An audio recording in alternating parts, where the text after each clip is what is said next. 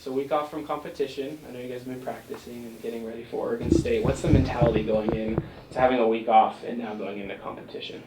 Well, first of all, we just came off like 5 straight weeks of traveling, and so it was great just to sleep in our own beds and not have the extra travel. Even driving up to Spokane, we just basically went to practice and got home, and just a lot more time for the team to study and have some downtime. So it was very welcomed, and we're ready to get back. I mean, basically, it's 3 weeks of not traveling, so I think everybody's like pretty caught up with everything now. So you faced Oregon State 2 weeks ago at the Clemson invite, and that's the first time you saw them this year. What goes into facing them? What do they bring to the table? Well, they're a Pac-12 institution, right? And every single race, when you like every single team that is a member of the Pac-12 is always hard. Like 2 years ago when they were here, it was a photo finish, and then we declared a draw. So anything can happen, and they're still as we're still searching for our top speed, they're still searching for their top speed, and so you just can't overlook anybody, and so I anticipate that it'll be a good fight.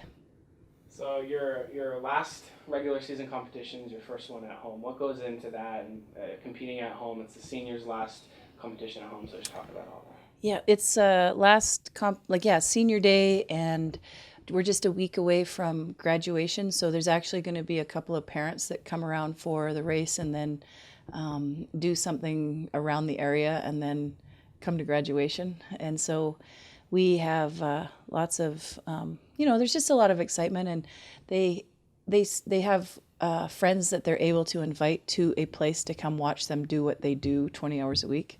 So, and there's usually, the marketing's been doing a really good job making it a really festive atmosphere, with Butch and the flags and the inflatables, and, so it's kind of a fun place to come spend an hour or two.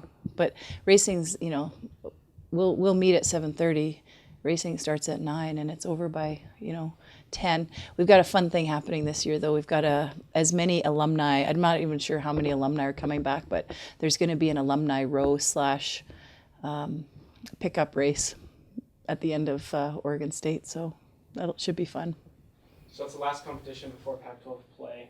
Are you looking for anything different or new in this competition that you want to see from the team? Well, yeah, like we finally have started doing some actual rate work, and we know exactly what we want to improve from the last time we raced on Sunday in Clemson. And so there's some really specific areas of the race that we're working on, as well as pace. And, this is the final tune-up, like aside from it being a good competition, it's the final tune-up before Pac-12s. So we want to take every advantage to, try everything, do everything, execute as many of the dynamics of the race as possible. Great. And I know you're focusing on this weekend, but going into Pac-12 play next weekend, and you have a week off and finals week, how do you keep the team focused on school, but also on competition?